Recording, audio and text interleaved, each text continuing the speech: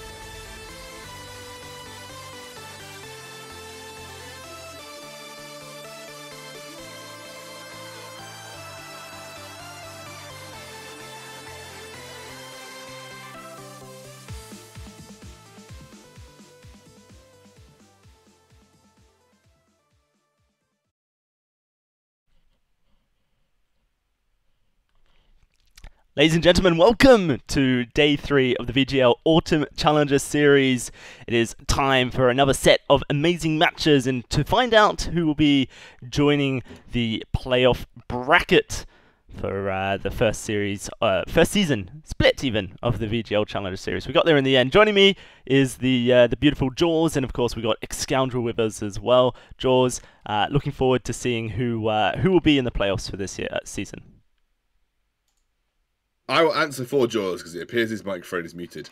Yeah, I think it's going to be highly competitive season of VGL here. Again, every season seems to get better and better in terms of the talent that's getting produced at the challenger level of the European scene. We do retain the Challenger Cup, if it will, having the better challenger scene than North America. By all rights and purposes, as we were the only scene to actually win something at the Unified Western Live Championships. So shout out to Team Queso, you're representing the European challenger scene well. No, I think definitely a win for Europe overall. One that we're going to have to hold on to dearly. We haven't seen Team Queso this Challenger Series on the featured broadcast, but we'll surely get to them. They are playing today as well in Group A in this round of 4 to decide if they get into the playoffs of Split 1. And considering how good they are certainly the favourites to do so. But this matchup we have today, E-Monkeys versus Normpachani. It's Seed 4 versus Seed 5 Jaws. Should be a corker.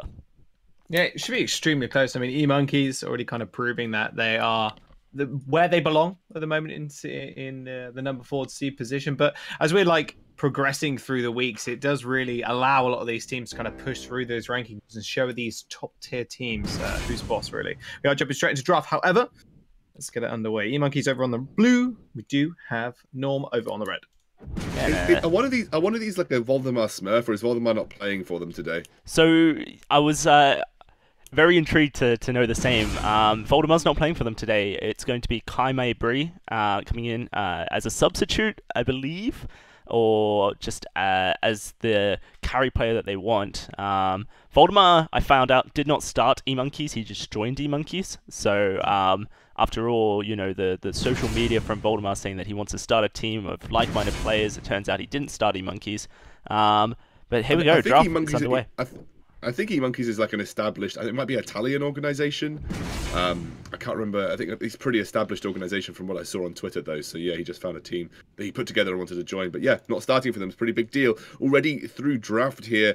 Interesting, Catherine got let through. She has been pretty much 100% pick ban in most high-level competitive games, including probably all of your solo queue games as well.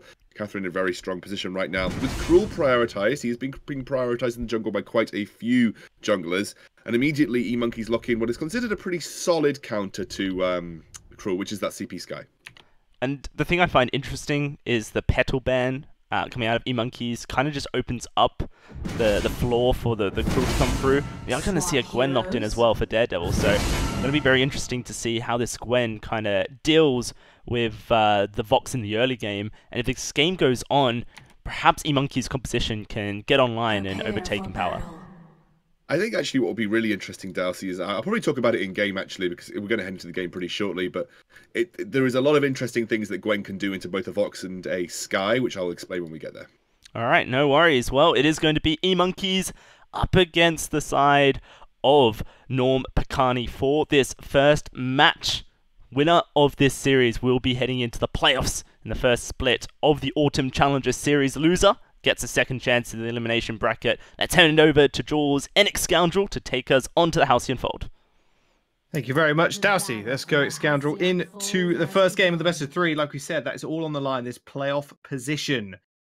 Available to either one of these teams who can take the win. Now, these compositions, looking at the early game, is kind of heavily favouring the red side at the moment. Norm, I mean, looking at this, Crawl always wants to go very aggressive with the Arden for backup. Sky's going to take a little time to scale up as well as that Vox. Yeah, super early mid-game composition coming out from Norm Picani. They have to win in the early game, but they can do it. Remember, you've got 2 very mobile carries on the side of E-Monkeys. You've got a Sky and a Vox, both known and sort of rely on their mobility for their position in the meta. What a Gwen does is she offers a huge amount of single on-hit burst, which is very good at setting up the plate to deal with a highly mobile carry. If you can just land one big hit, it doesn't matter how mobile they are, as long as you get into range to land that hit and your team is able to capitalize on it, that's all Gwen needs to do. So she's all about hitting hard and hitting fast in a very short space of time, which is very good into these mobile carries. She also spikes a lot earlier than the Sky and the Vox here, Jaws. So that means they are going to try and take advantage of that big mid-game power spike. 2 items Gwen, maybe 1.5, 2 items on the Cruel. I mean, that Tension Bow, you can imagine, will be one of the first pickups. Oh, Antrim taking a little bit of damage to start us off the game. And now that Catherine's going to be fairly crucial in coming up against Daredevil to make sure he cannot actually touch Kai in the back line. However, Gwen does have that skedaddle, which acts as a small cleanse. Luca is making his way up towards the lane, however. Moving on, just happily, just farming away his backs at the moment. Doesn't want to interfere with the lane too much at this very moment in time. And you can imagine, like you just mentioned, that Norm are really going to want to fight that early to mid-game power spike of the Gwen, 1 or 2 items like you mentioned. But really this Krull as well, I want to see what he's going to go for here. More likely a Poison Shiv, it seems we're seeing a lot more of recently. Yeah, Tension Bow actually generally tends to be an early go-to. You pick up the Swift Shooter just to give you the ability to farm a little bit more regularly in the jungle. But Tension Bow is kind of like the go-to early breaking point stack. What was it? I was about to say breaking point stack, that makes no sense. But it's the early sort of breaking point for Cruel in terms of his item, and it will synergize very well with the Gwen as well. But there's a lot of different Cruel builds out there right now, so It can vary quite heavily depending on what you're expecting. There wouldn't be a huge need for Poison Shiv this game, though, simply because there isn't really any flat sustain coming out of the enemy. If they had like a Lyra, for instance, then, you know, I would be considering a Poison Shiv, but there's no flat sustain apart from the fountain coming out, and then maybe whatever gets built by Kaima Brai moving, depending on if they go, obviously Kaima Brai is going to go Poison Shiv himself, and moving will eventually get an Eve of Harvest, but it's not like you desperately need to rush a Poison Shiv because of the Lyra Sigil heal or something. So I think there's a little bit more open with what Luger can choose to build this game. Also, we just want to point out how well E-Monkeys played that laning phase, Jaws. They saw Gwen freezing near her turret. They knew it was dangerous to overextend and try and go for the farms, and they let it push back out to them. They were very aware of this early game threat of the crew. Well, they were fairly aware of that Elder Treant being taken as well. I do believe Artyom actually did steal that one away, or it might have been Luger, in fact. It definitely went over to the side of Norm. However, one item choice I want to actually point out really quickly, and it was picked up at level 1 by Daredevil, was the minion candy. He picked up that, a swift shooter, and just a blade to start out the game. Specifically to shove the lane in, I can imagine, but it's not unusual starting item we normally see. It's actually something that's been gaining popularity right now, and I've even seen it quite a lot coming through in solo queue as well. Picking up a minion candy just allows you to capitalize on taking a single pick, and for instance, this is going to be a very pick-orientated composition, so you're going to have you know, the tension bow on Gwen, the tension bow likely on Luger. He can obviously go in multiple different areas, but you know, if you get one pick with this composition, you're going to want to do something with that, Jaws. You're going to want to get a global objective with it. You want to go for gold mine. You're going to want to get a turret, and obviously having the minion candy in tow is going to allow you to push the wave and make your wave a little bit more tanky, so you can go for those things like the turret more readily. You can see he's holding on to it for a specific reason, doesn't want to waste it for, you know, just trying to shove the wave in. Feels like they're going to try and use it off the back of a pick here, Jaws.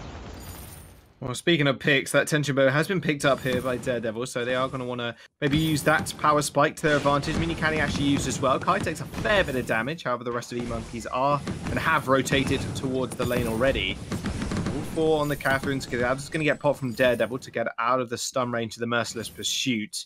And now with Artyom in this laning phase as well, that minion candy didn't really serve him all too well. It pushed in the wave, yes, a little bit, but that's really about it. Got a little bit of damage down to Kai, but like you mentioned, the ability to just burst one of those highly mobile carries down to make them just stop advancing is all too prevalent right now. Catherine can't seem to get on top of Daredevils either. It's going to be fairly hard for her to do that, especially without popping a cooldown and some boots. However, picking up that fountain, we are looking to maybe go for a little fight here. At least I can imagine Norm want to.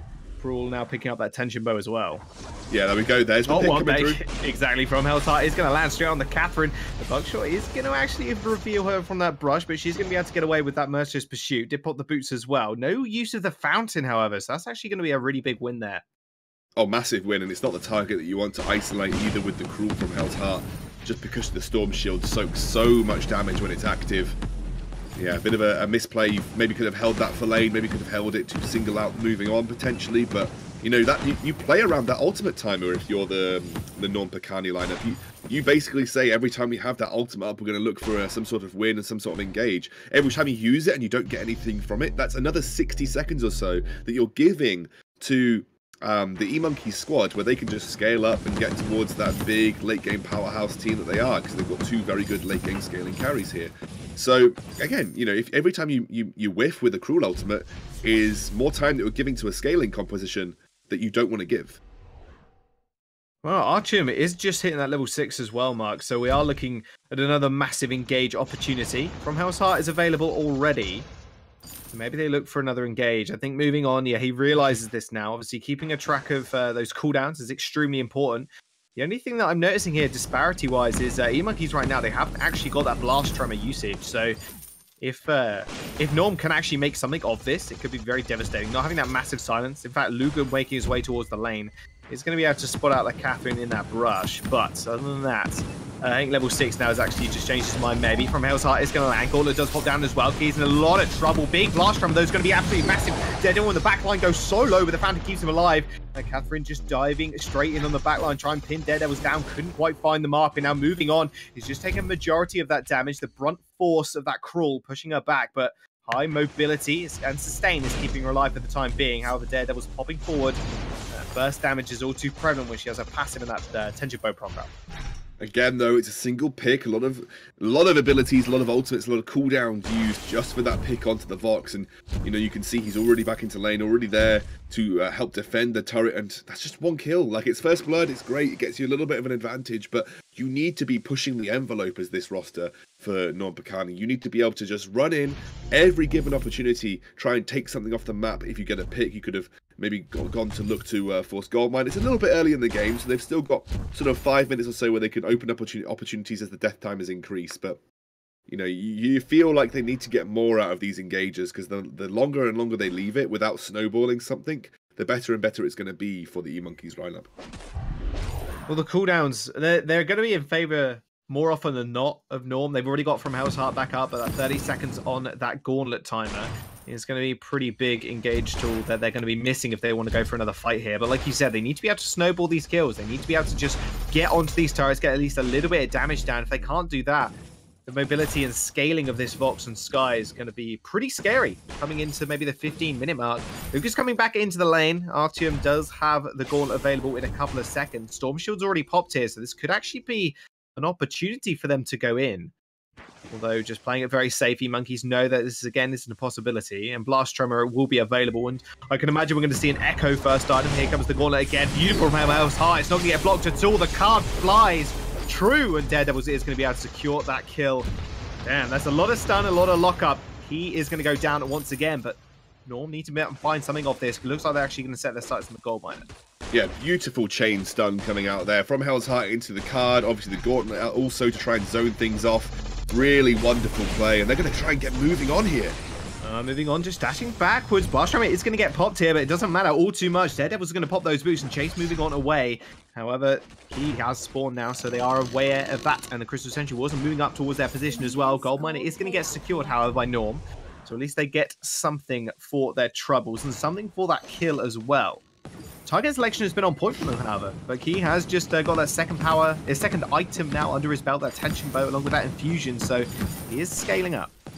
Yeah, he's going for a bit of an old school Vox build here, something that has been slightly out of meta for a little bit, but you're going up against a fairly squishy Gwen, so it makes a little bit of sense. And it also looks like Luger not prioritizing armor, because I think Skye is the biggest threat to him. So, you know, you go tension, but you are going to hit pretty hard. You're going to try and compete on that level with the likes of Daredevil, who's obviously going to be hitting a lot harder, because the Gwen passive, the Sorrow Blade, and tension bow right now allows you that singular big on-hit damage as soon as you start to fight. But it's interesting, he's now probably going to work towards a breaking point. It's a bit cheaper of a build to complete than the Sorrow Blade build, so maybe just looking to accelerate towards just having 3 items with a breaking point to try and get himself towards that mid to late game as quickly as possible, so he can start prioritizing defense. That might be another reason behind the tension bow pickup here.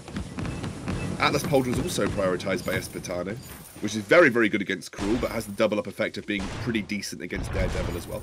Well, they're going to go in again. Gauntlet does land. He already blew that reflex block, but he is going to be able to kite back. They still have that Blast Tremor available in about 13 seconds time. Luger didn't blow from Hell's Heart either, so that's a pretty crucial cooldown, and that's actually a really nice face tank there by Esperano, but however, he's taking a lot of damage for Barrage, and the massive silence as well from the Wait For It from Kai. They are just pushing forward now, and now they are the ones being aggressive. E-Monkeys happy to just take that trade. Esperano tanked that from Hell's Heart beautifully.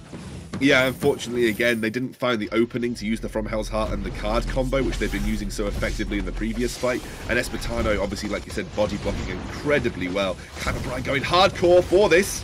Oh, they get the turret. The Phantom's going to get popped as well, but Luger in the front line. Those mortal runes really just chunk him up. Daredevil's just going to chase Key, though. He just misclicks. He absolutely just mistapped on moving. Doesn't find the kill onto Kai. They don't find the kill onto Luger either, but regardless of the fact, if he managed to take that kill, that might have been a turret for them as well. First turret, however, does go down to E-Monkey. And again, these are fights that they really shouldn't be winning at this point in time. Really great zoning ultimate from moving on in that last fight as well. It just meant that Daredevil was trying to find a move around the outside to try and thread a card into Kamabrai or to moving on, but unfortunately was zoned out by that death from above from Skye, which was really fantastically placed. Espetano's been doing a great job of blocking, as well as also landing those reflex blocks. It was a good reflex block onto the card to make sure that he didn't get locked up and could use the Storm Shield. So very impressive stuff here from E-Monkeys, able to delay this game as much as possible. Only 2,000 gold behind. Still a slim advantage, despite the turret going down, in favour of E-Monkeys over on the side of Norm Picani. But it is getting to that point in the game where you think they should be further ahead. I mean, they should be at least having their first turret down right now, and that seems to be a slim pipeline dream at this point in time. Going to need to look for more fights. Yeah, they've drafted an extremely aggressive composition, but they've just not... Well, they've made the kills work. They just haven't made anything else. They need to be able to find this turret. That's a massive pickup, by the way, the Crucible coming out from Espitano, so at least they've got extra protection when those stuns do come out. 3 stuns each, actually, coming out from Norm. It's a pretty scary comp when you look at it on paper, but right now, execution-wise, I think E-Monkeys are just playing around it very, very well. They don't want to take early fights. They want this this Skye to just scale up. She has the Broken Myth. She has got that Frostburn as well.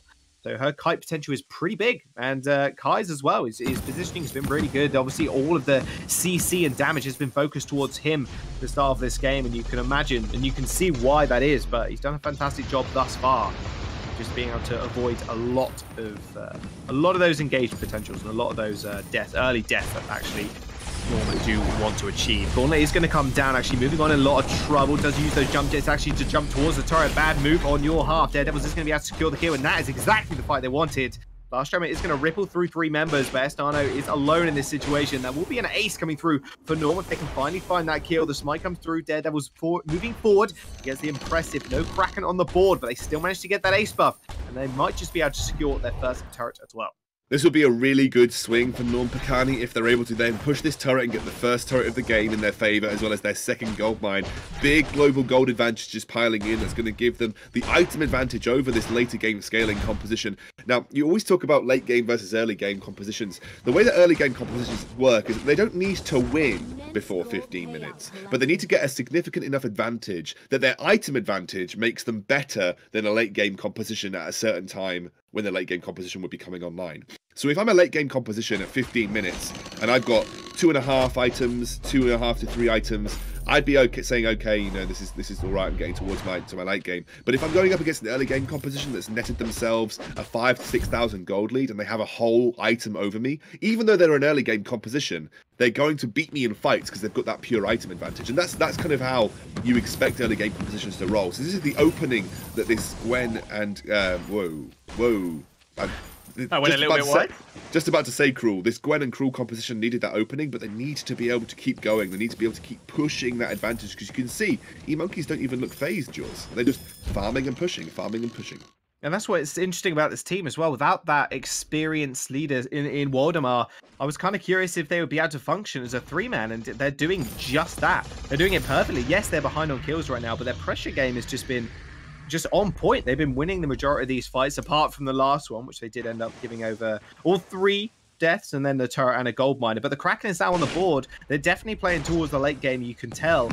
They're doing it very, very well. Their lane control has also been extremely on point. I mean, I'm actually quite surprised not to see an echo, in all honesty, from this Catherine, but prioritization of the items is good. I mean, right now, they are setting them up to success.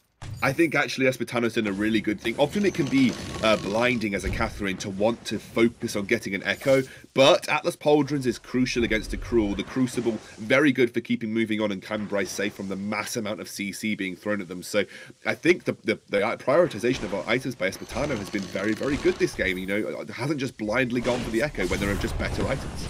Well, Gauntlet comes down straight on that Tri-Bush. There comes the Ace's High. It's going to get blocked. High just stunned up for absolute days, but doesn't manage to dodge out of it. There comes the last round with the silence as well. The wait for also silencing 2 members in the back. Moving on, actually just taking a really aggressive stance onto Luger and onto Artyom in the back line. And now look at Daredevil, though. Espitano is just getting chunked out. Kai actually can't make his way into this fight. This is all going wrong for them right now. Luger's coming up back in. They find the first kill onto Kai. The second one as well. Moving on, just trying to chunk someone out, just trying to finish them off. But Norm, their health bars, they're just blinking right now. And moving on, has very little energy to deal with as well. That will be another ace going through for Norm. The Kraken's going to be on the board as well. As we just praised them, they ended up going down to yet another ace.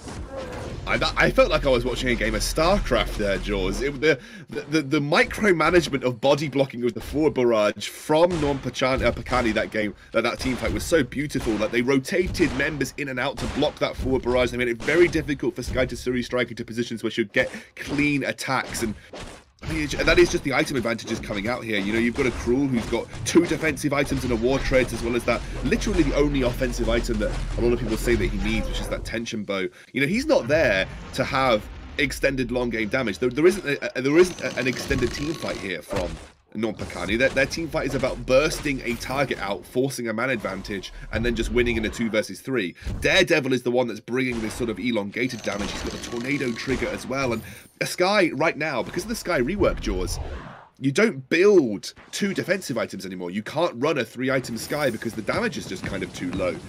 You can't afford armor, and that's where Daredevil's coming in here. Kyma Bry's obviously got that metal jacket now, so it's a little bit more effective. Oh, nice block. Nice block from Hellstark. Gotta wait for it. It's going to come out. Silence one member, but the Kraken is still marching on. Look at that damage as well from Daredevil. 600 on one auto attack. Caller does come down. Kai actually dashing straight into it, but they had no choice. Atlas Poldens is going to get popped as well from the side of Norm. Last Tremor just silencing them all up, but losing one member here, and Kai is in particular is going to lead them to have to defend a little bit stronger as their base gets broken. Kraken marching on the board, still has 2/3 of its health left, but Daredevil's focusing his turret and focusing it well. It is going to go down eventually. 12 seconds timer on Kai. Can they make anything more of this? Kraken getting chunked out here, so is Daredevil, but those shields coming out from the Vanguard from R2 are just way too much. Another turret falls. Kai is going to spawn, but that crystal is going to fall as well if they can focus it hard enough. One member is already so Luger and close. Artyom are just chunking it away. It's so close. Luger, survivability on the crawl is just way too much for them to deal with. E-Monkeys fall, and Norm are going to take the first game in the best of 3. And it just required a couple of little openings from this early mid-game team coming out from Norpakani, and they were able to snowball in their favor. You know, massive shout out for the way that they played around the Skye. You know, Skye really needs to be locked onto a specific target now. So if you body block a forward barrage these days against the updated Skye, if you can body block a forward barrage against the target that's locked on, you're going to do such insane damage reduction for your team. I mean, just incredible. I really love the micro that they had in these team fights, Jaws. I'm not Jaws. I'll take it. Hey, Desi. Hey, how you doing? Before I switch to show you my bearded face, just look at the items and the prioritization. This is a double weapon power composition, and the focus on armor couldn't be really there because of the amount of CC. Everyone has a reflex block. There's the Crucible there as well for Espartano. But really, they couldn't get into the armor that they needed to survive, and due to the fact that Kai Mabray went for this old school Vox build that kind of has high initial damage but low sustained damage, kind of just proved to be disastrous. This guy couldn't survive because she couldn't build armor, and the team just kind of fell apart due to the fact that Norm Pakani got too far ahead. Yeah, one of the things that I actually don't mind the item prioritization they had, because even if you've got armor, if you're getting locked up by CC, then there's just literally no point of you even being on the field in the first place. But the Skye often, especially with the build that she goes now, you know, the way you play Skye is around just trying not to get hit in the first place, just due to positioning. So you try and kite with your Frostburn, you try and keep yourself out of range with the Frostburn for a barrage. You know, the Atlas Poldens was definitely needed. The metal jacket is a pretty standard staple of a Vox build now, but the Skye almost, like, the problem is with Skye is if you build armor, you limit your damage output by an insane amount, but I actually almost think it might have been necessary. I don't know, it's such a difficult way to play into that composition. I think Norm Pakani found the openings and played them really well. And I think that the big thing for the Skye and what we're kind of seeing in the competitive scene, the Vainglory 8 and such, is that if you're going to play CP Skye, you play her in the lane. So you can get to those item spikes far quicker. You can hit those points that you need to be hitting with your items far quicker, because she's so gold dependent now these days. We are going to see Cruel Band out here by Norm Pakani. The Catherine comes through as well. Idris available, Celeste available, Blackfeather available, Scarf, all these tier 1 carries, and currently it looks like Daredevil opting in for the Idris for himself.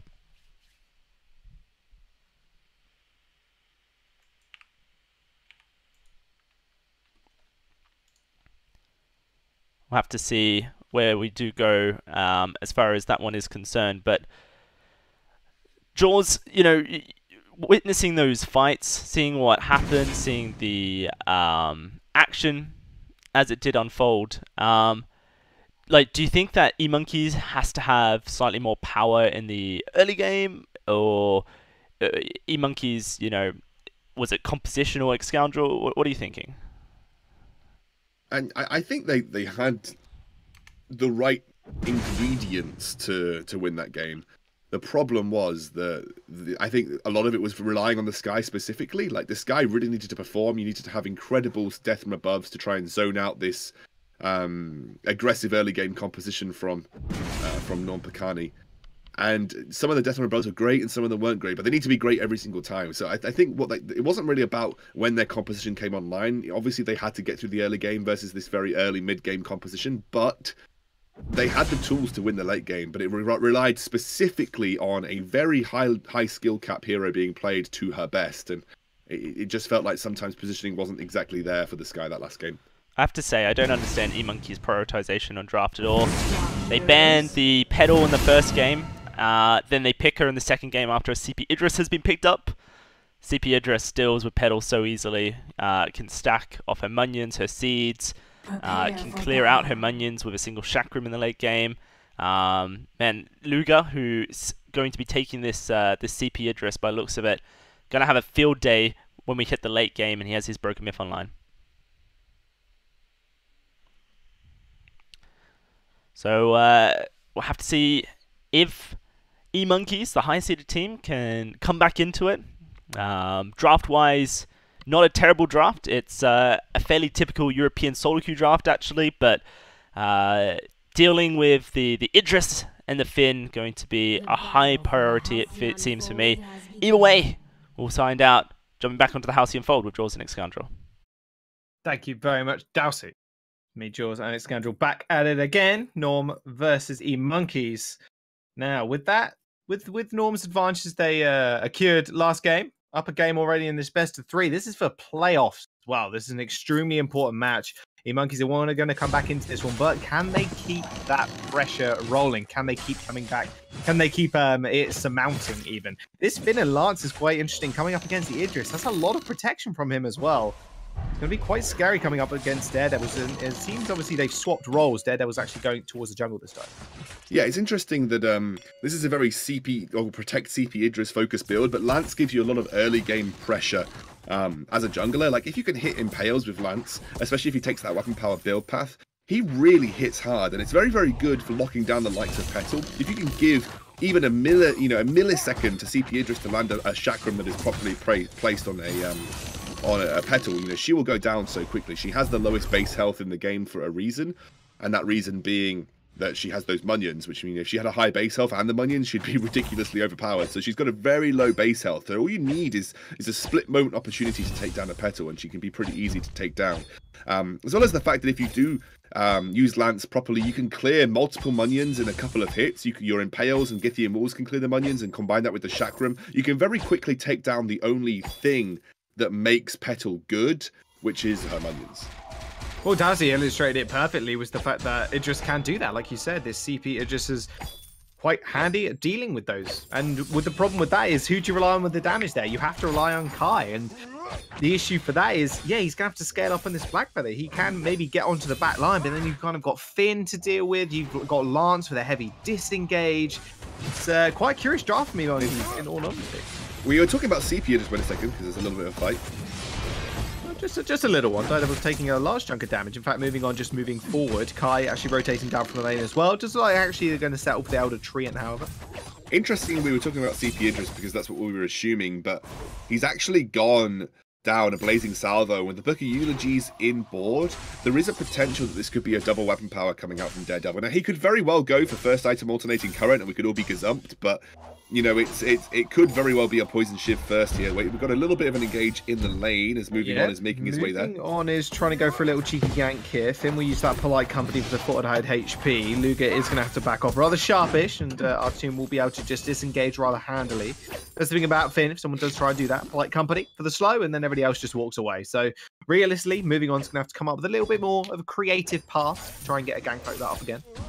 Yeah, I mean, Petal's not, especially pre-6, Petal isn't exactly the queen of ganking. She just kind of runs in and throws her minions at you and deals a little bit of damage. Now, if this is a weapon power Idris, he's specific. Well, maybe it is a weapon power Idris. We'll discuss that in a minute. Polite Company and the Githian Wall is going to get used on Estro. He is going to be able to make it out alive, however. Kai was very, very low in that situation.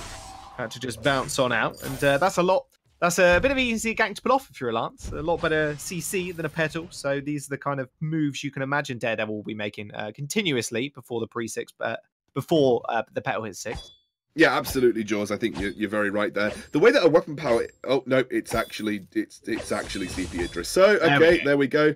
Got gazumped again. And I did say he could very well be going towards CP, but it's not even like he's going towards an alternating current. He's going towards a Shatterglass, but just picked up a blazing salvo early on, I guess, to help him push the lane back and maybe trade a bit more effectively in the early game against a Blackfeather. The only reason I'd see him go for a blazing salvo is because he wants to trade blow for blow in terms of basic attacks. So yeah, he could also be going the European meta, which is kind of the when I say European meta, I mean Cavalifar meta, where they go for the Frostburn. It's a little bit all over the place here. One problem with Lance against the Petal is that if you do miss your Frostburn, if you do miss your Impale, you will get punished quite heavily by the Petal. If you miss your Impale, there's a massive wind down that you sit and you pull your Lance out of the floor when you've missed and you're sad. And that's where Petal's minions will tear you apart. So Lance has got to be pretty on point with his Impale accuracy and obviously Githian walls as well. So he has to be very careful about where he chooses his opportunities to try and land an Impale and make sure if he does use it, it's going to hit something. Apologies to anyone if I sound like I'm a bit under the weather. It's because I am. I had to. I got replaced on the VG8 on Sunday because I was very, very ill, and I'm still not quite 100%, but I'm getting there. Someone send him flowers and chocolate, or just a hot drink. I would just like chocolate. If someone could just send me chocolate, my goodness. There you go. We'll read out your address on stream. I'm sure that won't go. Sure, that won't go wrong. 10 Scoundrel Avenue. You bought a whole road for yourself? Yeah, I bought a whole road for myself. God damn. Esports money, baby. And now I want to quote Best Chuck here. Best Chuck NA. He tweeted earlier today, and Starting All Over did quote tweet it and say he could confirm that if you build Frostburn on CP Idris, you're trying to help the enemy win. Now, Luga has gone this build. And in fact, right now, they are trying to make something happen in the lane, but unfortunately, Daredevil's had to pop the boost to run away. Even with that Sorrow Blade, he cannot match the might of a level 7 Petal. Let me lay this down on the line, Jaws. I am a big, big fan of Frostburn on CP Idris in certain situations. This is not a situation where I think Frostburn on CP Idris is that good. Just simply because I would be primarily looking for burst onto Petal for the most part. The only burst I'm realistically going to land onto Petal easily is going to be my Chakram. So, obviously, I want my Chakram to do the major damage. Camabrai going in. Whoa, speaking about major damage, hang on a second. Yeah, Luga just managed to get out alive. Kali tried to make little something happen there, but realistically, against an Idris, a very slippery hero, is going to be able to escape alive, and that's exactly what did happen. However, Daredevil is moving his way towards that lane. Sorrowblade and boots, tier 2 boots, mind you, are in the back pockets, so he might be able to make something happen here. However, they are just going to focus the lane instead with moving down towards that bottom side. Now, again, Scoundrel, I completely agree. I think Frostburn is an extremely good item on CP Idris. The slows are pretty broken, and in certain situations, right? In certain situations specifically. The problem with Blackfeather is he's so able to avoid CC and gap close without the remit of being slowed at all, that Frostburn doesn't work super effectively on him. It's not like you're kiting a Cruel, for instance, or a simple movement speed based carry. Blackfeather is really good at essentially closing distances while negating CC and slows with that Rose offensive. So this for me is hamstringing this CP Idris by a massive amount. Hamstringing him because my prime directive as a CP Idris in this scenario is like land a Chakram onto Petal and deal the most damage with it. Clear those minions with my Chakram. Frostburn does that way better than Shatterglass does that way better than the Frostburn does. So that's my only qualm here, Jaws. Oh, nice root actually does land onto Kai. Oh, hang on a second. I thought he was going to go fully ham and just get the roll in, but that didn't happen. Minions are exploding absolutely everywhere, as you can't really see much on the screen. At least I can't. Well, the minions are a little bit confused as well. Now, Luga is moving forward. No Forced Accord available just yet. That's going to be a pretty big engagement tool. Archim just hitting 6 now. Forced Accord, actually, I say that. There's the 2. There's the 1. There's the stun. There's the death. Moving on, already falling down. Estrano as well, getting caught up in that. Kai, the only member, did end up surviving. That's going to be First Blood, actually, going over to Norm. Very slow games, both of these times. The First Blood has happened past the 5-minute mark. Yeah, and the E-Monkeys now. Oh, that's a bit of an awkward impale there from Daredevil. He will just back out as Luger. Interestingly, they've swapped roles, by the way, Jaws. Luger is the one in lane this time round, and Daredevil is the one in the jungle. So a bit of flexibility in the roster that we might not have previously seen, which I like that. I like a roster that can be flexible. Yeah. Luger got the first blood in game number 1 as well, so continuing that trend. However, I mean, Idris right now, he's really starting to come online. He's got the Frostburn, obviously, on that first item. Alternating Current has been finished as well. The only thing I'm concerned about on their side is their actually ability to kind of chase the petal. But realistically, right now, they are able to do that. That Frostburn paying absolute dividends for Luger. And moving on, just not really able to do anything. This odd draft, we could put it, is not really working out right now for E-Monkeys. Petal scales pretty well though, but the problem is that we've talked about it, that she's so reliant on her minions, and if we get cleared and a couple of basic attacks from the Lance or a Chakram from the Idris, you know, she has to reset them and spawn them and everything. You can see there that the Githyanki rule just knocks them away during their ultimate, her ultimate as well. It's very difficult. The one worry that I do have is Luger is going heavy on the CP. Whoop. Oh, wow, that's a big impale, actually. It's going to get blocked from Estano using that Crucible. Does end up backing off as well. Force to Quarter isn't available just yet. Big old heal coming out onto Kai. Another impale does miss, as Leave actually had a big opportunity to get on top of Luger, and that's exactly what he does. Rose offensive into the backline. Does find the kill. There's the Fountain as well being hot from E-Monkeys. They will be able to sustain through this. Now they haven't really got the damage to follow this one up. Impale does land onto Estrano, but that's not the target they want to go for. That turret is going to fall. A Polite Company will finish off the Grace. Moving on is very, very low at the moment as well. Another impale does land. That Sorobay really helping him right now. Bit too soon though. Moving on, was a bit unsure of that fight, and losing this last member would be really detrimental to E-Monkeys. However, not too much chase potential from Norms. They will end up just focusing on this Gold Miner instead. I was literally just about to highlight that having no armor versus a Black Feather as a CP Idris can be kind of dangerous. You are relying specifically on a really good use of your ultimate and also positioning to give you a win in a team fight. But, you know, at this point, Lance, if you do get hit with his skills, he is going to absolutely chunk you, and there's very little armor prioritization by E-Monkeys right now. So the Impales, the Githyan rules, the basic attacks are all hitting really, really hard, and it's giving that advantage over to Norm Pakani, who have had a really good sort of slew of success in the VGL so far. You know, they've been a team that has been very sort of successful across multiple seasons. They're looking like they're putting up a good fight against one of the favourites for the tournament, though. And if they win this, they'll be going through. Quite a scary position that E-Monkeys are in. 1,000 gold behind, but it's not too much, in all honesty. It's really just in those 2 kills, even with that turret. This is exactly the same situation they were in last game. Nice Impale does end up landing onto Kai. Will they be able to follow up any meaningful damage? Moving on, gets all his minions deleted instantaneously. So that's, again, one of the big issues that we highlighted from this pedal pick. But right now, they are just pushing down this lane, and the thing that Norm do have is this wave clear from this Idris, which is going to be fairly important to them. But they need to be able to find these fights, and they weren't very proactive in the first game, and that's kind of what led them astray in the early stages. Did manage to obviously pull it around with that Kraken take, but realistically, they didn't push those early kills in their advantage, and E-Monkeys again securing that first turret. Now it's E-Monkeys, it's all on them right at this very moment to actually be proactive, get deep vision down, get these pickoffs, and use this Grace, use that Echo that she's going to be building into soon to good effect to heal Kai up and just make sure he can actually take down Luger. Something that also is worth noting is this is pretty much the extent of the Lance's build now in terms of offensive capability. It's only going to go kind of downhill in terms of his damage output from here. He's not going to build, he might build a breaking point, but he's, oh wait. Oh, hang on a second there. That was a little bit caught out here. That's a big quibble. Minions exploding as well is going to be really big, but the problem is right now, moving on, needs to get onto that back line. Luger completely left alone. 3 hitting right now. A beautiful impale into the Githyan will find the kill onto moving all over. Moving on even, sorry. Kai is going to get found himself in the front line as well. Luger just punching him, just tunneling him so hard, but he can at this point. Broken Myths stacking up to 9 stacks in that fight. Just shows how alone he was left. Moving on, does get deleted, and that will be a turret going over to North.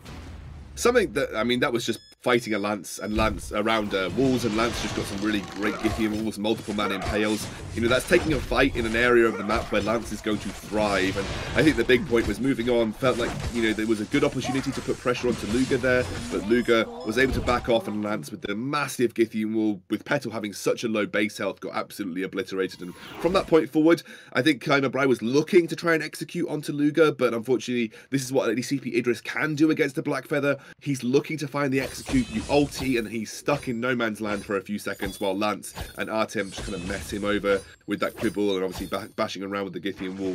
And then he just jumps out, he's a little bit further away from you, and then you've got to try and gap close onto him again. So they played that fight really nicely. They used the terrain as their objective advantage, which is something that their composition does thrive in, using that terrain, and especially Lance. Played that really, really well there.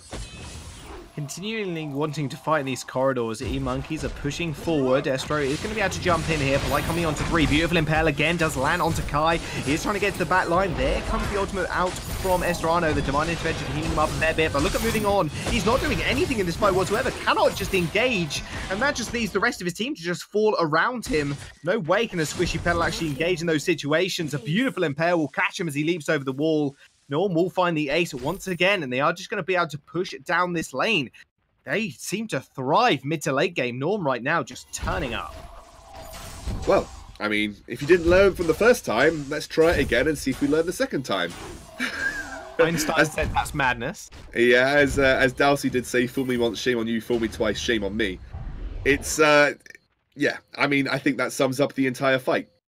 We just lost a fight in that exact area because Lance got some great Gimpales and Githian walls. Let's fight them, and we're the ones that engage it, by the way. Grace engaged the fight in that area. Let's see if it works out the second time. Well, the Githian walls and the Impales in that fight proved that it certainly didn't. Also, you've got to mention that the more and more CC that actually lands from this Norm Pakani composition, the more and more time and the more and more space that Luger is given to build the Broken Myth stacks. As Dalsey, CP Idris and Idris Fnatic will tell you, one of the major advantages of CP Idris is that he has very quick basic attacks that keep him in combat dealing CP damage, and he can build Broken Myth stacks very consistently and very easily in team fights, almost the way that Breaking Point stacks are built for weapon power carries. So he has this advantage that he can get to very high levels of damage output through Broken Myth by just having the ability to basic attack and obviously be super mobile. The more CC that lands, the easier and easier it is for Luger to do that, because he has more time to do it. And yeah, it's just, you saw it there, every single fight he's hitting 8 or 9 Broken Myth stacks. What is the third line in that quote, Excandra? Because I think they're going to need one at this point. E-Monkey's determined to fight in that same spot yet again. Estrano is actually going to back off here. They dash straight towards the Kraken, but he's just going to get forced to call it over the Kraken. Can't drag the Kraken in, but they drag the Grace. He ends up falling. Fool me once. Shame on me. Well, fool me. I don't know. I forget the word. Anyway, Kraken. Kraken's going to go down. Fool me once, shame on me.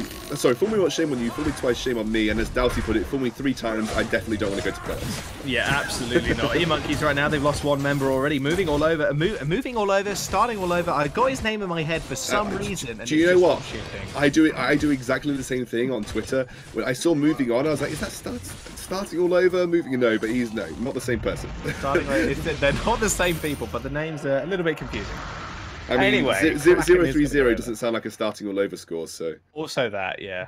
Fortunately, moving on right now, should be moving on to the next game, or at least probably won't be able to, and won't be moving on to playoffs if he keeps playing like this. And one of the things that moving on right now is look at his items. I mean, I just wanted to point out the item disparity a good few minutes ago. 2 items in his belt. Luger's got 4 completed tier 3 items. This is really bad right now. Kai trying the backline, trying to do a little something, but look at Luger again, still heavily protected.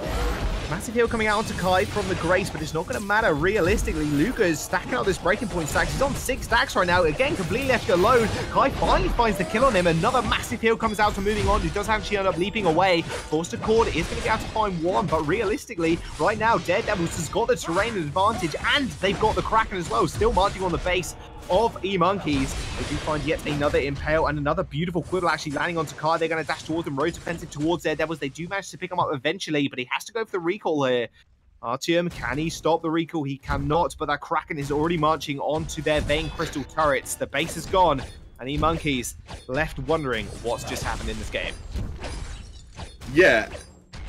But the problem was in that fight, Luger used his ultimate like right at the start when he wasn't threatened. I think he got a little bit too overexcited about being an aggressive CP Idris in that situation. That ultimate is solely used to stop Blackfeather executing you with 5 off. I think it's 5 Heartthrob stacks. So that's solely used to prevent those 5 Heartthrob stacks from being a nuisance and him finding a really big amount of damage with his A. You just literally use it to avoid that. He used it right at the start of the fight. No wonder Blackfeather went all in on him, because there was no way to stop Blackfeather from sticking to him really easily, and that was the reason that actually, even though Kraken got a huge amount of work done, it's not obviously this is the outcome that Norpakani will be very happy with. They got a load of turrets from using Kraken, but they could have very well won the game there. Well, that Kraken will just make sure that the next team fight they do end up winning will signal the end of the game and their position in playoffs. They're looking to go for a small fight here. Now the tables have flipped, Dick Scoundrel. They're not the ones fighting in the corridor. It's actually E-Monkeys that want to just back off and be in this lane. They're going to jump straight onto Kai in the back line. There's already a 2v1 happening. Luger just using those abilities perfectly, just diving backwards and able to just kite away. Those chakrams just chunking people out. 9 broken mid stacks already. Estro already has to exit the fight, and Kai just cannot find the executing blow. Luger just gets those fortified health from the Blind Companies just time and time again. And 2 massive divine interventions to heal up Kai, but it's just not enough to find the kill yet on Luger. He even managed to take the healing camp away. That beautiful impale does end up executing him though. Espresso just goes straight back in. Estano ends up falling. I'm called him Espresso because he is he's looking pretty hypey, but those flashy plays aren't going to be flashy enough. That Kraken's still on the board for the side of Norm. They are going to be able to take it. Moving on now has some big work to do as he has to defend against 3 members and a Kraken. If all rights and purposes that this CP Petal had, or just this Petal had enough items to be relevant in these fights, then that would have been a 1 fight for E-Monkeys every day of the week. But because they are so far behind in terms of items, in terms of damage output, the peeling for Luger was just exceptional. Some of these impales single-handedly won the fight. The impale that I'm thinking about specifically in that jungle side of Normpakani, to stop him from executing him just past the where the Crystal Sentry was, that was like the single game-saving impale, or even just that fight-saving impale coming out from Daredevil right there on the lance that hit the Blackfeather up. It meant that he wasn't able to get vision and keep sticks on Luger, and that was stopping him from finding the executing blow. Really, really lovely play from Daredevil to adapt his play to go back from an aggressive playstyle. Whoa! Oh, Kai's going into the back line again. Luger just kiting back. Impale does end up missing. There's a divine intervention first off to heal him up. 740 HP. That's a beautiful hero, by the way. Luger still kiting back. Another massive heal will just end up signaling Luger's death. 2v3, but Daredevil's just got other ideas. He's got a lot of damage. Breaking point, Tenjibo Sorobait. He wants to help that Kraken finish off the base. 1 kill will go over, and Archon will end up falling, but Daredevil's just got other ideas. That Kraken's still very healthy. Just using all his buttons at once. Just clicking everything to try and stay alive. He's got it. He's surely got it. The Crane Crystal is so low. The Kraken is not going down quick enough. The ace comes out as well. Kraken takes 1 more final glancing blow. Will demolish the Crystal, and that'll be Norm going through to the playoffs. Wow, fantastic moves from Daredevil there. It got to the point in the game, Kaimabrai had the tension bow, he had the Aegis, he was able to just literally dive onto Luger using that Rose offensive, and that shows you why Frostburn's not super effective against the Blackfeather. You can't kite a Blackfeather, it's just too difficult. Like, he has the Rose offensive, he can close the gap with A, none of these are affected by Frostburn in the slightest. And that shows you why, if this game was a little bit more even, that would have been a bad item choice for Normpakani. But Daredevil, I've got to say, massive MVP this game. Daredevil was an absolute monster on this lance. Some incredible teamfight prowess with the Githian walls, and that sort of decision-making process to say, okay, I'm just going to go win the game with Kraken. It just shows why this team is one of the top in VGL. Yeah, I have to agree. I think kind of looking at Luger's Idris play, it wasn't him really carrying these fights whatsoever. Daredevil's ability to Githian War, Impale, and then abandon his team at the exactly right time of the team fight to creep into the base of the Kraken and finish the game. 100% the reason that we are going to see Normpakani being our first VGL Autumn team to make it through to the playoffs here in Split 1. A couple things that you can touch on. We've already mentioned Frostburn. Here in Europe, some of our European casters may agree with the idea of Frostburn in certain compositions, but this just wasn't one of them. No armor on Luger against the main offensive threat makes you question life.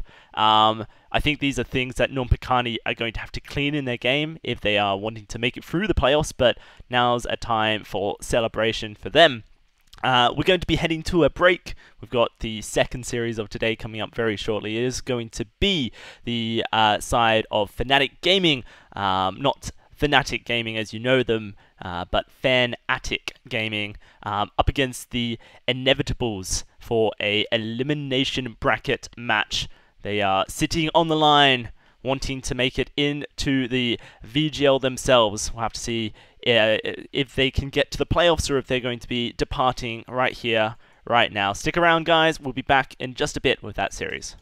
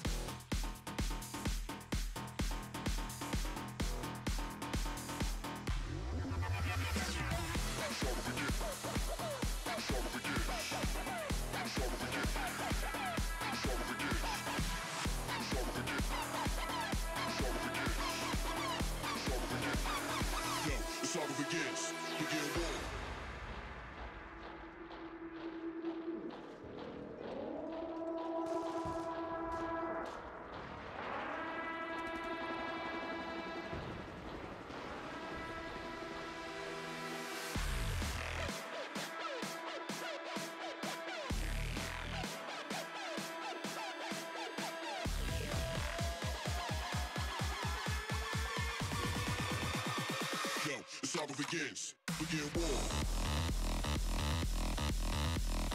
War. Begin war. War.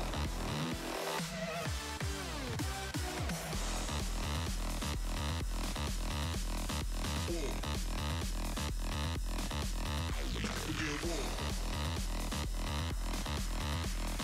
War.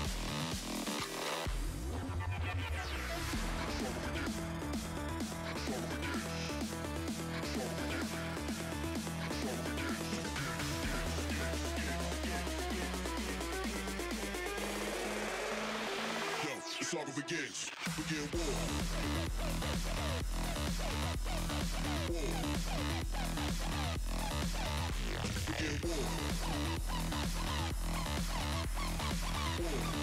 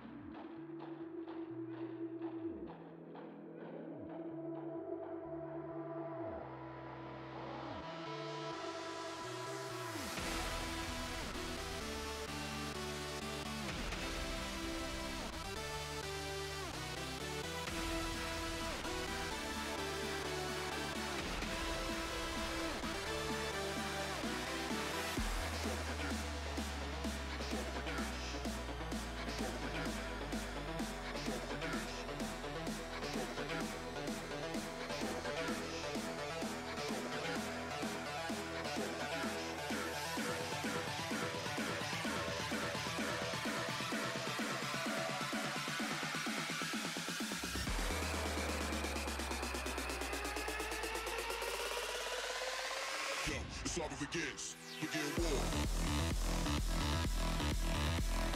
War. Begin war. War. War. War. Begin war.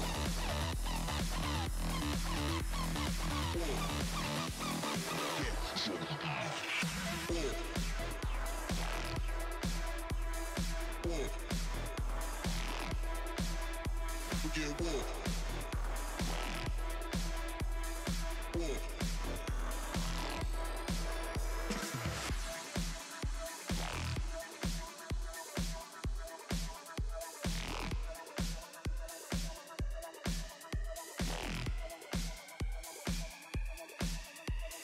Yo, the saga begins. Begin war.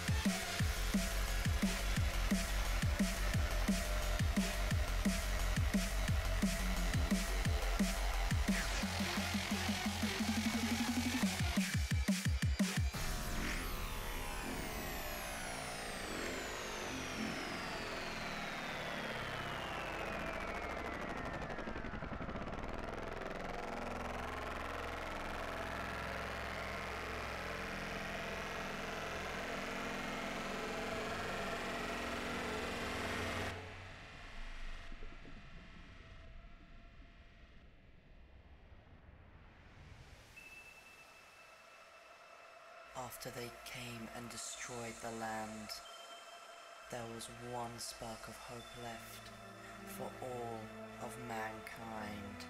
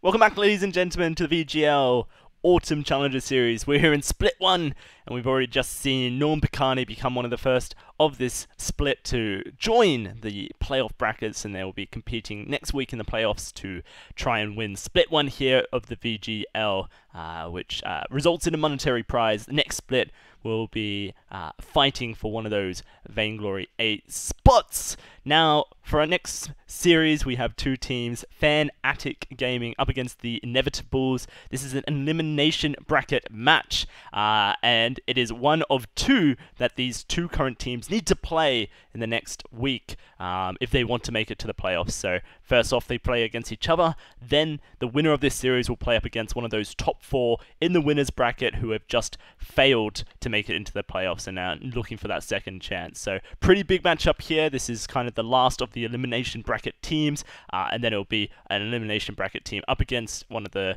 fallen winner bracket teams, and both these teams are going to be fighting for that spot. We've already seen Fanatic Gaming in the VGL. We haven't had the chance to spectate Inevitables, so it's going to be very exciting to see how these two teams act and what they bring to the Challenger Series. Of course, I've got my two beautiful casters, Jaws and Excoundrel. We're going to be jumping into the draft. Gentlemen, let's get this one underway. Hello, friends. Fanatic Gaming, Dowsy.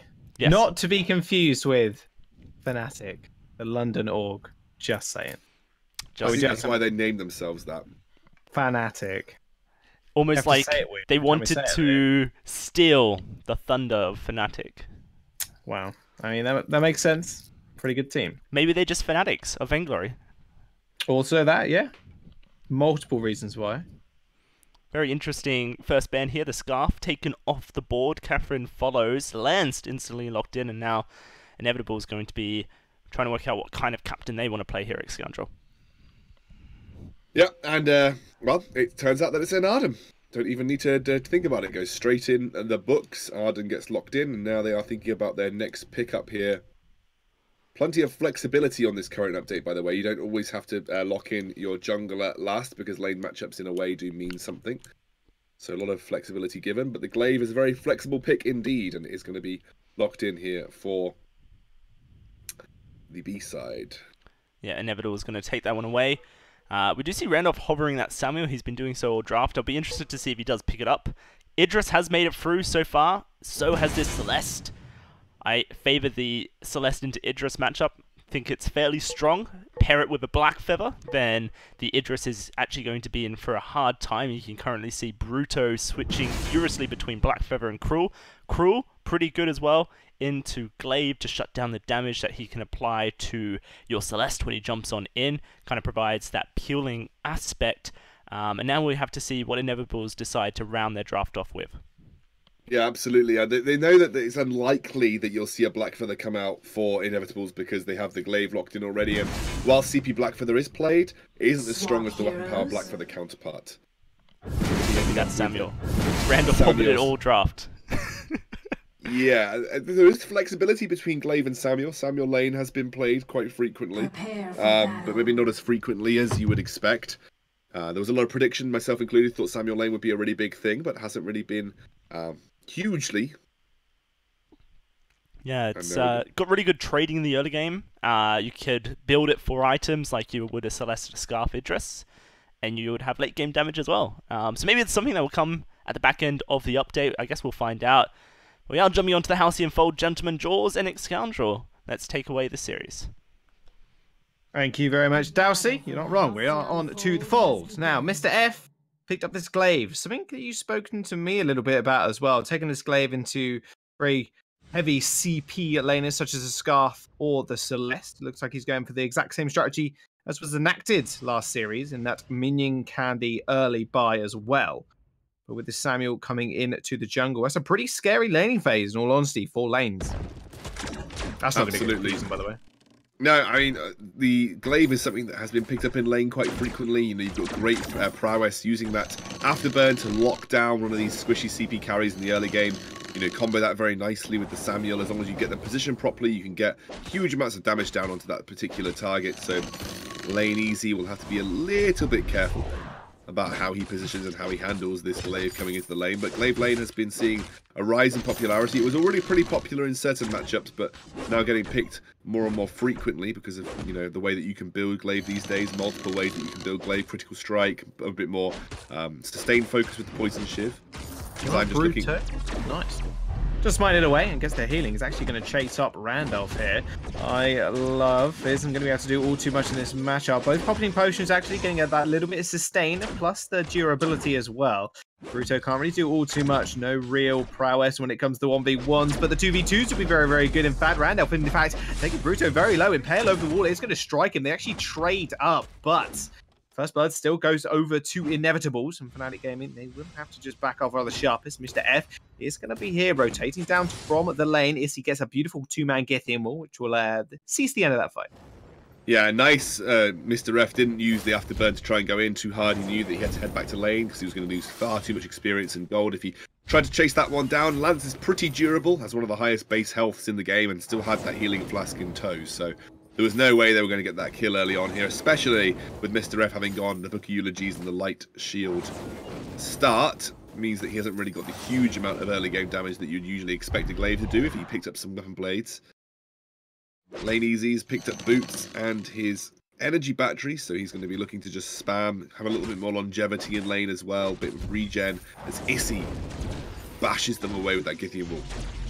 Yeah, Issy taking a lot of punishment now as Randolph does end up taking a core collapse from lanes, and that will be Mr. F just getting a little bit of free time to CS. It's always quite nice for the glaive. Obviously, the Ranger versus melee matchup not too favourable for him, especially in the early game, but he has a lot of presence, which is something to keep in mind. That afterburn, if used sparingly, can just keep the lane at a standstill, you can imagine. Lane doesn't want to go all too aggressive. A couple of cooldowns blown, like the core collapse, for example, will probably spend the end of him if F does end up going all in for him. Yeah, you spelled that out quite nicely, Jaws. It's an awkward matchup for the Celeste, because whilst you want to try and abuse that range advantage, weave in basic attacks, try and land heliogenesis, you also know that if you go super aggressive, that requires you to take aggressive positioning, and that can be exploited by Glaive's Afterburn. So it's a bit of a difficult situation for the Celeste. You just want to, in the most part, farm up as safely as possible. You know that you're going to scale really well as Issy jumps in I've got to say, Lane Easy keeping up in CS has missed a couple here and there, but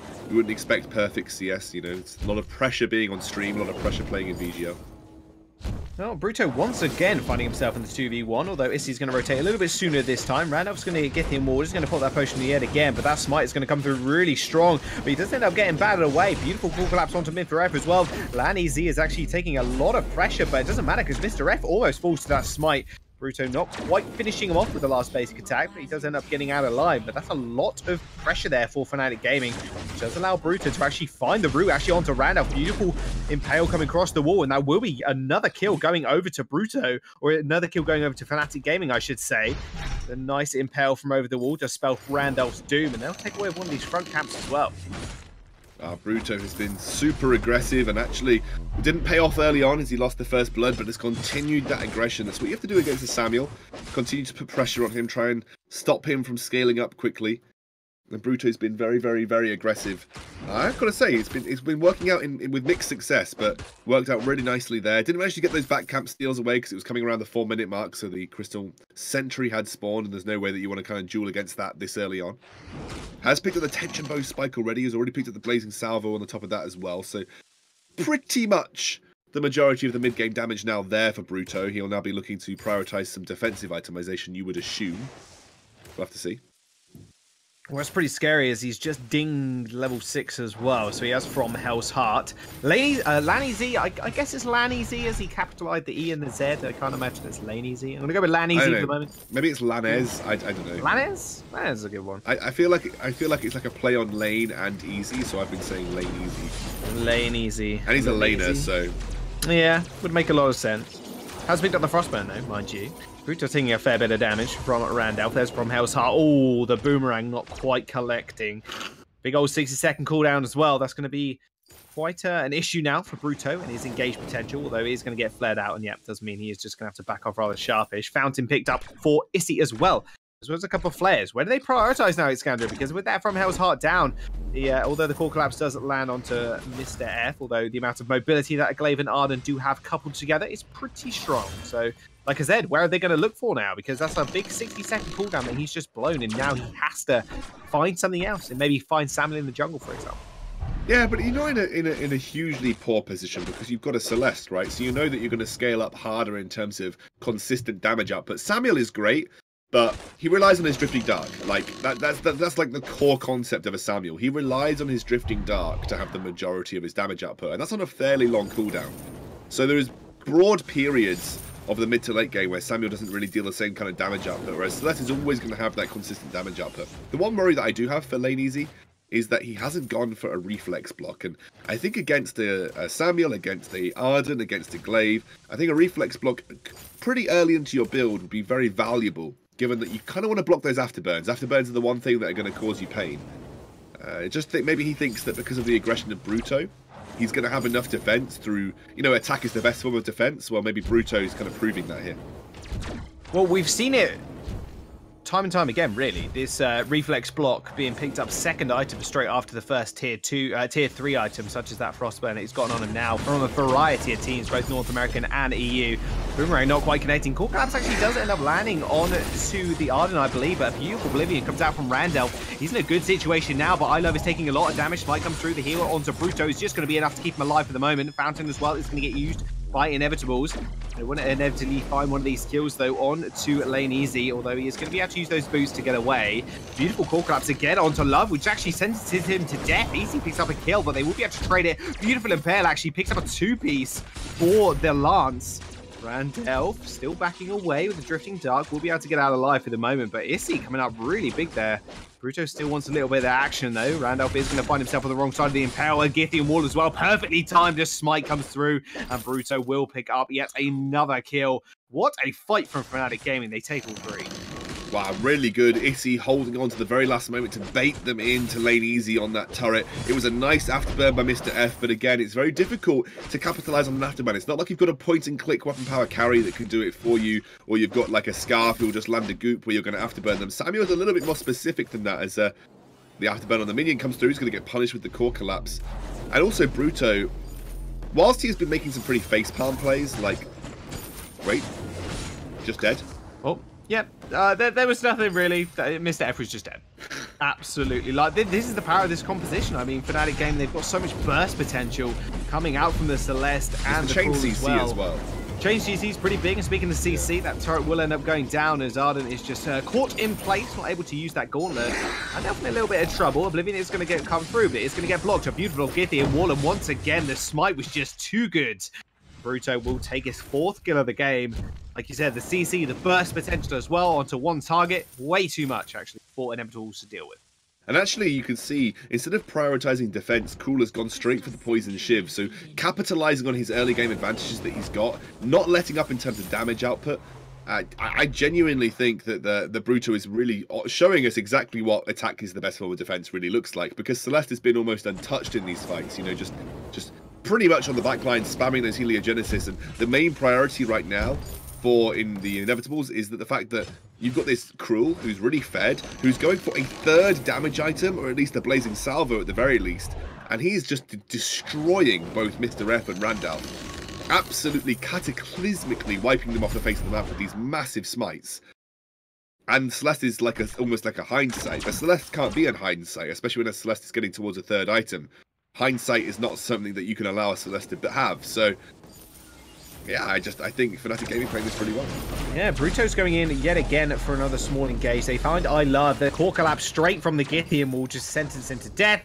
There comes the boomerang from Hellstar once again. Just missing, but regardless of that, I Love going down. Do you remember when I said there was some facepalm plays from Bruto? Because Bruto has been pretty good for the most part. His ultimate use has been... Yeah, the ultimate use has been from moderate facepalm.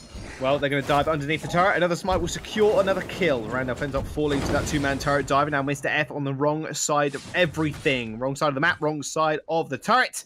That turret will end up falling as well. Bruto is going to be able to smite it away, get a massive chunk of his HP back as well. And all the meanwhile, Mr. F is kind of wanting to back, but Izzy is saying absolutely not. You're not going to back at all. And actually, in fact, Bruto is going to come round. He might just be able to pick this one up. That tension bro might just be too much for him. A Githian wall will sentence him to death. I Love getting rooted up by the Impale, but regardless of that, Fnatic Gaming still looking so strong coming into this. And bearing in mind, Scoundrel, these are the 9th seed, so this is technically what we should be expecting. Yeah, no, got a really good lineup here. Huge amounts of gold to work with now. Bruto's got 2,000 in the bank. Lane Easy's got 2,000 in the bank. Upgrades those boots, now working towards the Broken Myth. I wonder where Bruto's going to go, whether he's going to even bother finishing that Aegis. Not a huge amount of damage coming out on Samuel right now. He's not got the Broken Myth, so he's not going to ramp up in these fights. Ooh, it doesn't get stolen away. That was very close. Drifting Dark plus a couple of Malice and Verdicts could have taken that one, but Gold Miner is going to get secured for Fnatic Gaming, and this is the point in the game where you're thinking, what can Inevitables do? They are 7,000 gold in the sinker, and they don't have anything really to combat this Celeste, just free hitting on the backline. And they're not going to scale that well either. I mean, Samuel is a good CP mage, and he has got incredible prowess, but I always felt that mid-game is really where Samuel shines. The ability to siege tier 1 turrets for free because of the range of your Drifting Dark and Malice and Verdict. He doesn't really compare to the damage output of Scarf or Celeste in the late game, because like I said, he rotates around a single ability use, and that ability use is very specific about where you can use it and the maximum efficiency that you can get out of it. It's all about where you place that Drifting Dark. With Celeste and Scarf, it's not really about that. You just need to spam your A and you get away with it. So, you know, Samuel doesn't really compare in terms of late game damage output to the Celeste, unless he's like got Drifting Dark up 24/7, which we all know is pretty impossible to achieve. And look at this, Bruto's gone for a breaking point. Literally, like, this is a very aggressive Cruel build. You know, this can only be punished if he suddenly becomes a target of Mr. F and Randolph. But right now, the sustain that he's coming with, the natural sustain that Cruel's got, it's pretty huge. Impale does miss, but regardless, doesn't mean the damage isn't going to go through. Beautiful Githian wall actually to block the Gauntlet coming out. There's from Hellstar actually hitting for once, and that will almost sentence him to death. But Mr. F is not going to be the target. It's actually going to be I Love who go down first. Lane Easy as well, just collecting that wave from the back is going to launch a Solar Storm in. Randolph getting caught again is the core collapse. He will end up just going down. These Heliogenesis are just halving his health for every single ability used. This is actually disgusting. Every time he taps A, done. Half health disappears, and that'll be another kill going over. That turret is going to be making short work of, you can imagine, from Fnatic Gaming, who are just going to siege it up now. Inevitables, they're inevitably going to lose this game at this moment because their base has been broken. They've got 2 turrets left in them. And the 15-minute mark is rolling around soon as well. And very little shielding has been prioritized by Inevitables because of how aggressive Bruto has been. Like I said, your immediate thought process in these fights is, damn, that's a really fed Cruel who does a lot of weapon power damage. I should probably invest in some armor. But like we said, Celeste has become an afterthought for the Inevitables roster, and therefore she's now 3 items with a Broken Myth. She's going to be hitting like a metaphorical truck because very little shielding has been picked up on either of the carries. A little bit for Mr. F, but nothing for Randolph. So if Randolph is not pitch perfect avoiding these heliogenesis, he's going to get hit by a freight train, and it's going to hurt, as we saw in the last fights. Unbelievable. Is there a way back into the game? Is there a window of opportunity that they could take? I mean, right now, it doesn't look like, unless it's a Kraken push and a Kraken steal. Another beautiful core collapse onto 2 members. Another massive root comes through from the Impale from Issy. Wartreads is going to get popped. Mr. F using that A to get away. And Fnatic Gaming, they find 2 after a beautiful Githian wall. Where don't you want to fight a Lance? In a corridor, and that's exactly where they were found out. Bruto clearing the wave. That Kraken's going to be on the board in 20 seconds' time. Fnatic Gaming looking to close out this game in the next couple of minutes. Yeah, and I feel like they're going to face very little issue with that as well. The build that Glaive has gone is very burst orientated for sure, but right now he's never even able to get to the back line to put pressure onto lane easy, because if he does, he just sacrifices Randolph and even Arden, who is struggling to deal with the pure damage output of Bruto. Bruto has also gone for tier 3 boots super quickly, you know, a very mobility based carry, like Cruel. Prioritizing movement speed in these kind of situations is only going to make him harder and harder to deal with, and the only peel that you've really got is the afterburn, which can be blocked. You've got the Gauntlet, which you can reflex block through, and obviously the Vanguard, which is again movement speed based, but Cruel can kind of keep up with that. So, I mean, Bruto's been super ridiculously aggressive this game. Yeah, he hasn't got Celeste with him. That's a 2-man Impale. Gauntlet is going to come out, but yet again, it's going to get blocked. Issy comes through big with the Githian wall, does manage to take out the Gauntlet animation, and that will be Mr. F falling. My love is just trying to run away. Oblivion comes through. They are going to be able to sleep one, but at the moment in time, Scoundrel, I don't think it's going to work. Fnatic Gaming, they find another kill. Unbeatable on this Lance. 5-0 and 11. Perfect captain score, if you ask me, with Lane Easy only having 2, 1, and 6, but he is pumping out the damage. He doesn't necessarily need the kills. Fnatic Gaming, there's a lot of time on those clocks, those death timers, almost 20 seconds for I Love, but right now they're just focused on these turrets. One is going to fall, which respawns Mr. F, but realistically, again, one more win in a team fight. Fnatic Gaming, they will be able to secure their win. And one thing I wanted to point out is Scoundrel as well, is the lack of echo again. You'd normally see a lot of these Ardens picking up this echo, but it's in the same situation as in the last best of 3. You normally go, cool, double Gauntlet, great, but he's had to prioritize so many more items instead of that. He's working towards it, but you needed the Atlas Pauldrons for the really ahead Cruel. You needed the Crucible to keep them out of that chain CC. So again, very hard to prioritize an echo when you're the team that is behind, and you need to think about all these different aspects. Massive engagement. Oh, big old engage. Bruto takes down to about half HP. 3-man Githian wall from Issy to push him back towards the base. That's actually going to be really big there. Takes a fair bit of damage. Call collapse onto Mr. F. There's the Thunderstorm taking out 2 members at once. Hello, 6 broken myth stacks does end up just finishing them both off.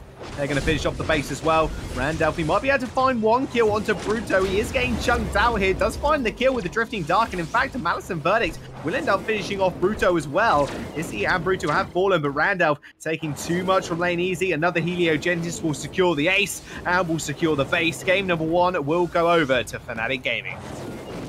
Beautifully played. Bruto's early aggression was just an absolute catalyst in this game. And like I said, you can't think about dealing with a Celeste when you've got a 3-item, almost 4-item Cruel leading the charge for the team. He becomes the primary thought process, and then you think about Celeste afterwards, because Celeste is not there hitting you in the face.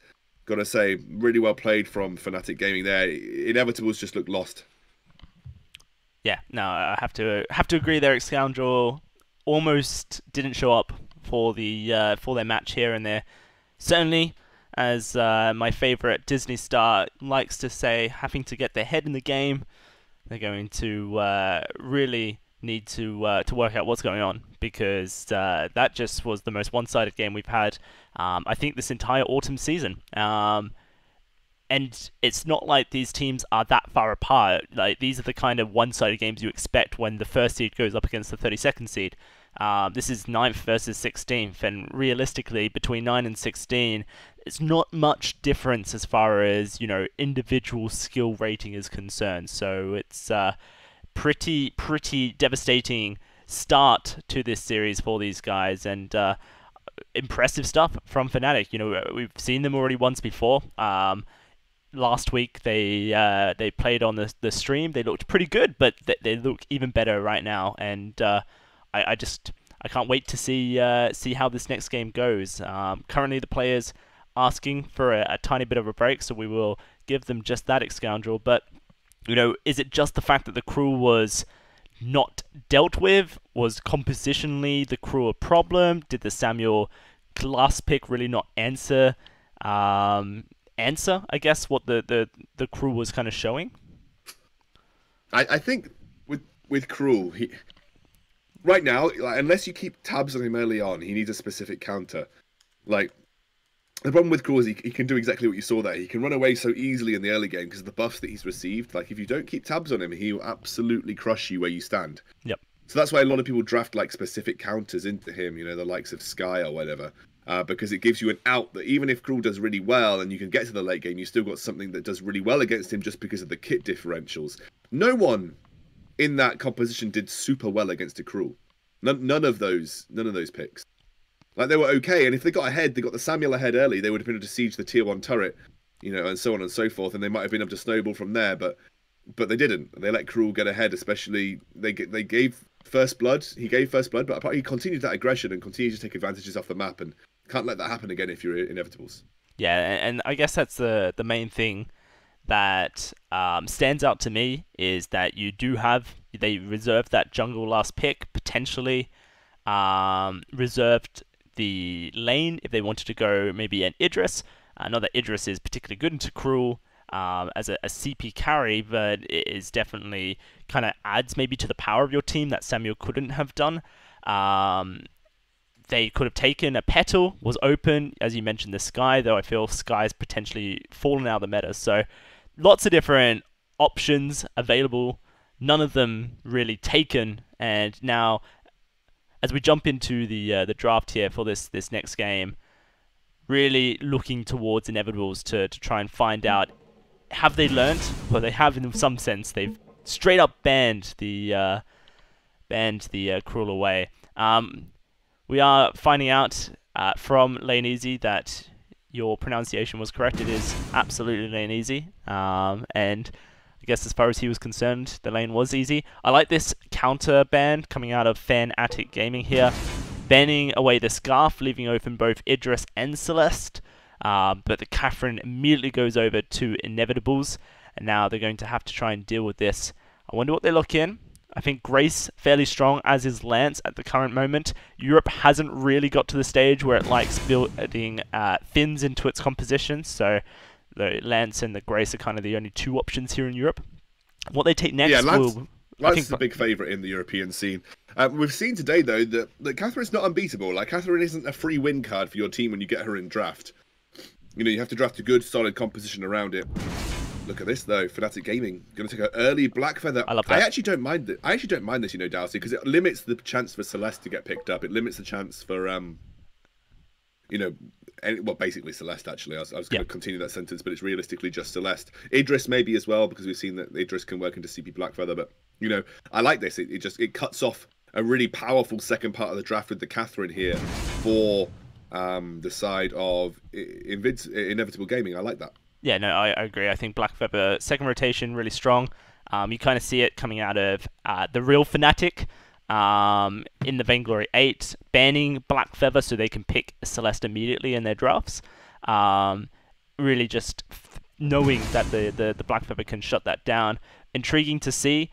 We got a Sky and a Glaive coming through. It'll be interesting if that Sky goes into the lane. You just see Mr. F hovering CP carry. He could just be trolling the stream, and I see no reason not to go Celeste here.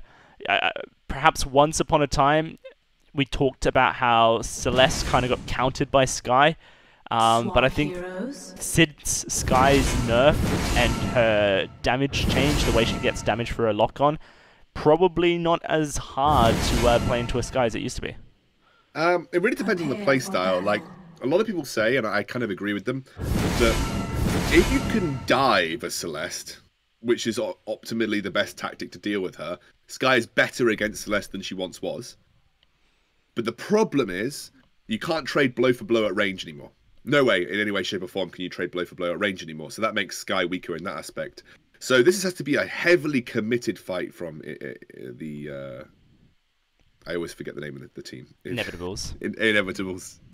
Well, we are going to be finding out, Xscoundrel, if Inevitables can strike back in this series, or whether or not it's going to be Fanatic Gaming heading on to the next round of their elimination bracket. Jaws, take us on to the fold. All right, we're on to the fold right now, Dazzy. There's no need to take you anywhere. Now, Xscoundrel, let's take a journey. Why don't we take Dalsy anywhere? I like taking Dalsy places. I'll come. That's true. Wait, I'm still here. Let's go on your journey. Let's go on your journey, Jules. Let's go on the journey. Inevitable's journey to come back into this game, or into this best of 3. Sorry, they're not out of the game just yet, Xscoundrel. Now, Fnatic Gaming last time, and Dazzy put it perfectly. I think that's the most one-sided game we've seen in VGL this split already. Can Fnatic Gaming reciprocate that and do this exactly the same thing over again? They've got this Celeste, but with this Black Feather now, they've actually pushed the Celeste towards the jungle. Bruto can't be as aggressive as he was before, but with someone like Issy on the Lance, I'm kind of scared. Honestly, for Randolph, I should be scared for Bruto, in fact, because he's actually just going to get taken out for first blood as Issy finds his double impale, but it's not going to matter. Maybe I spoke a little bit too soon. Is he now rotating towards the lane again? Lane Easy had to back off as well. First blood, actually, over to Inevitable. Inevitables. Yeah, that's a hard word to say. And by the way, that's the one. Second time that's first blood from an Inevitable. Oh. Randolph secured second blood for the second time. Boy. I have an excuse because I'm ill, Jaws. You haven't got an excuse. Well, you know what they say about people from Portsmouth? They talk with their mouth like their mouths are full of food, and that's exactly. Well, I wasn't eating, but it's you get the premise. Yeah, I don't think the stereotype is that you literally talk with your mouth full of food. Just that you talk like your mouth is full of food. Yeah, like it is. But regardless of the fact, first blood went over to Randolph yet again. Yeah, anyway, that's good against a Celeste because, like I said, Celeste is one of those carries that really needs level 8 to come online. Now, you get level 8 quicker in the jungle than you do in lane, but you also don't get the item spikes necessary. And Celeste is in this weird place where, like, she needs 3 items to be good, maybe 4 items to be super strong, but she also needs level 8 really quickly too. There was a good move there by Inevitables to put pressure on Celeste when she's weakest, which is in these early levels. She really just isn't good at trading, especially if you can have the likes of Glaive and a Catherine who can chain CC together. They can close gaps really quickly. Put a lot of pressure onto Bruto in the jungle early on, and that's good. But they need to maintain that pressure. We always talk about, you know, getting first blood is great, but then if you do nothing with it and you just let them farm up, you're gonna feel the pain later down the line. So Bruto needs to be continuously put pressure on here by Randolph and Yabs, or you need to send them to lane and put pressure onto lane Easy before he gets level 6, which is what they might be doing now. Oh man, the Yabs. That was I've done that a couple of times myself, my friends. Stun the minion. Yep, stun the minion. Lane Easy, he's sending out the little charm as well. He knows what just happened, but he is going to walk away scot-free from that initial gank. But let's talk about the gank potential from Inevitables. They've got Merciless Pursuit straight into a Glaive, which is initially quite scary. Glaive's pretty scary as well when you're Bruto and you're alone. As let's talk about after Bruto escapes this gank.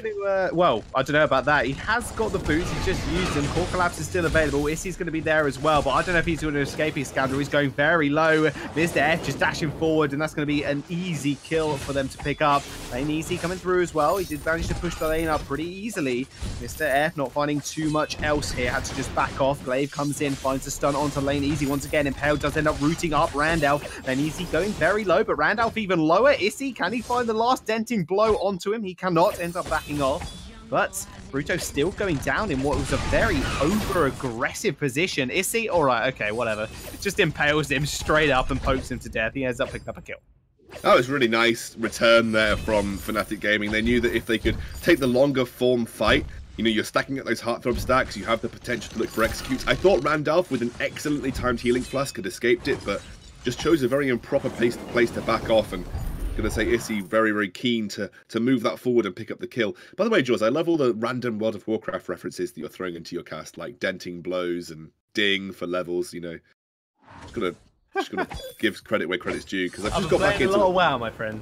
I've just got back into World of Warcraft, you see, so it's all flooding back to you. All the terms, all the small little things that when you first started playing the game, you were like, "What? Like, what does that mean?" I still feel like I haven't played for like 5 years. No, maybe not 5 years, 4 years properly, and I just got back into it, so it's still like a brand new game. Still pretty fresh. It's a good thing. It's always quite refreshing when you leave a game for a little while and then you come back to it. Always feels pretty good as everything feels a little bit new. Maybe winning is something that's new to Inevitables, although they are winning right now in terms of kills. Pushing up this lane, again, very scary lockdown, especially in the early levels. Randall picking up that tension bow as well is pretty terrifying to Bruto. He's playing exactly like he was playing the Crawl. Very, very aggressive in-your-face play, which he can't do in the Celeste. It's like he selected the wrong character somewhere, but he's still managing to scale up despite having 2 deaths earlier.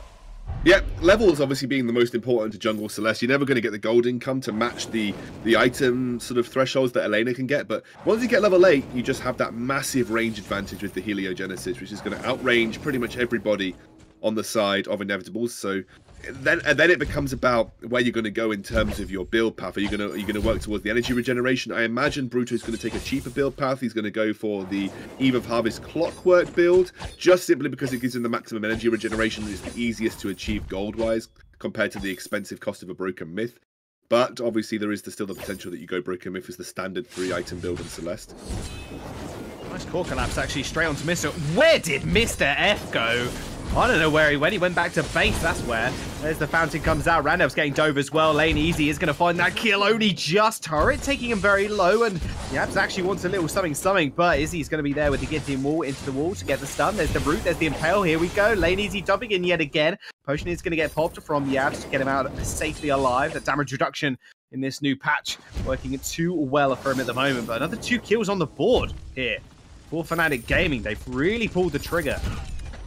Yeah, big item spike for the Black Feather, giving him sustain in lanes. He also picked up a Swift Shooter, meaning that you're going to build those those Heartthrob stacks a little bit more quickly. He's now got the Blazing Salvo as well. And again, you know, it doesn't seem like there's coordination. If you take the initiative as the Fnatic Gaming roster, you start the engage, you're going to leave the Inevitables gaming roster kind of reeling. Like, they have to respond to the engage, and that response has to be one of 2 things.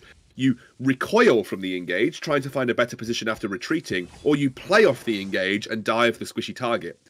The better play is to say, okay, we've been engaged on, let's actually use this to our advantage. They've closed the gap for us. Let's dive onto the Celeste and try and kill her because she's our primary target. The problem is they tried to back off and retreat on the turret.